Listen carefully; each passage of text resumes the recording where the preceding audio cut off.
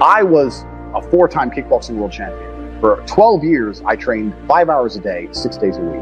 And I was motivated to train probably about 25% of the time. The rest of the time I went because I am disciplined. If I wake up and I'm unhappy, I will do the exact same things as if I am happy. I will go to the gym the same. I will work the same.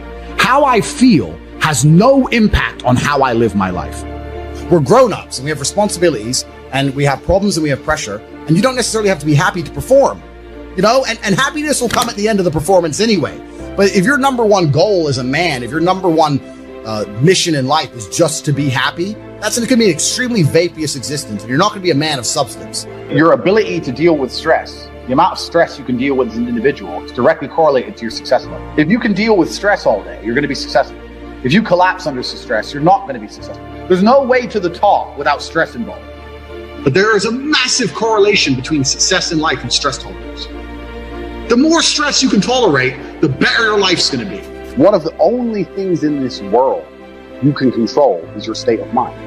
You can't control the weather. You can't control other people. You can't even control your health. One of the very few things in the world you have genuine control over is your state of mind.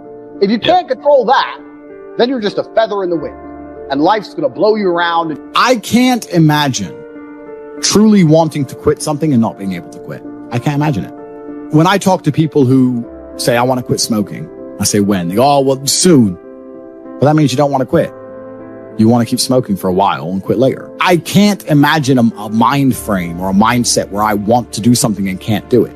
It's almost difficult for me to answer that question, because if you have that kind of mind, if your mind is so fundamentally broken that you cannot do with your own mind what you want to do, then you're just, right? Life is hierarchical. There's always going to be kings and there's always going to be peasants. If you have a mind that you can't control, then you're never going to be a king. You're going to be a peasant. That's your life. You have a peasant's life ahead of you, and that's your destiny.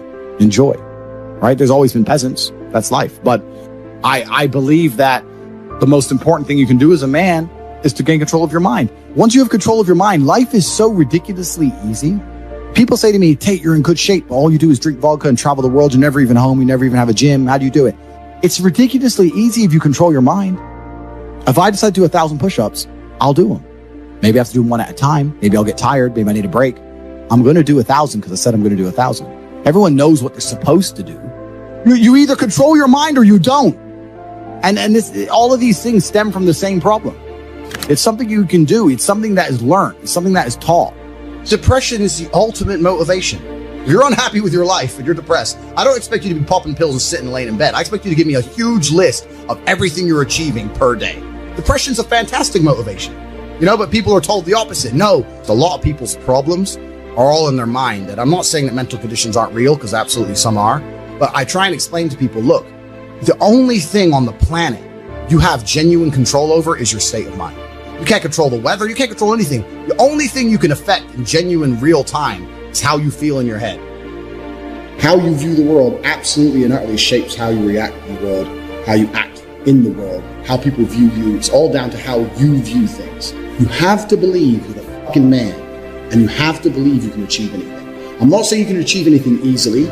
I'm not saying it's not going to take a whole bunch of work. I'm not saying it's going to happen quickly. But you have to believe you can achieve anything. When I tell people that you are the sum of the 5 people you spend the most time with, everyone agrees. They go, yeah, that's probably true. And then they continue to hang around with people who they don't want to be. Why? There has to be a point where you sit and go, okay, you're my friends, etc., etc. I love you guys. Yeah, we can talk, whatever. But I'm on a different life path. You have to leave some people behind. If you were to come hang around with me and my crew, you would be self-conscious. And that self-consciousness would motivate you, or they would certainly instill the discipline required for you to change. You don't feel self-conscious amongst your peers. That's why you don't change. When I was broke, I couldn't sleep. And I say that, people laugh. I'm not joking. When I wanted money, like fucking I needed air. People say to me, I want to be rich. And I say, okay, well, I want to be able to ice skate. But I don't want to be able to ice skate enough to go learn how to ice skate, because I can't be bothered. I mean, surely if I could click my fingers and be a figure skater, I'd click my fingers. Who wouldn't? But I don't want to actually go train because I don't want it enough.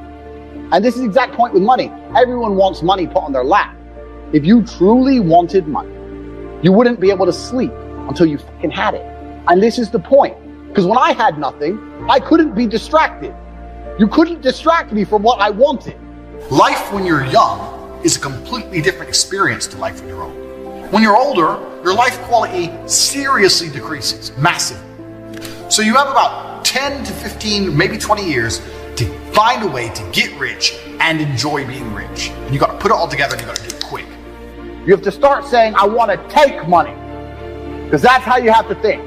You don't make it, you take it. So you have to start talking that way. You got to take money. Is that money isn't real. Money is like water. Money never stays still.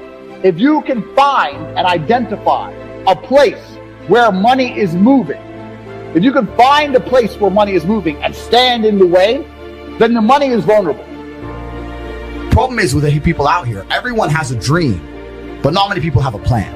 A good plan today is better than a perfect plan tomorrow. You got to do something. You got to do something fast. Yeah. You're just sitting around talking about it and hoping for things to get better. I don't think living in a dream is going to help you in any way. I think you need to be sitting here panicking at the fact that you don't have enough money. You need to be concerned and worried and sad. And you need to do something about it today.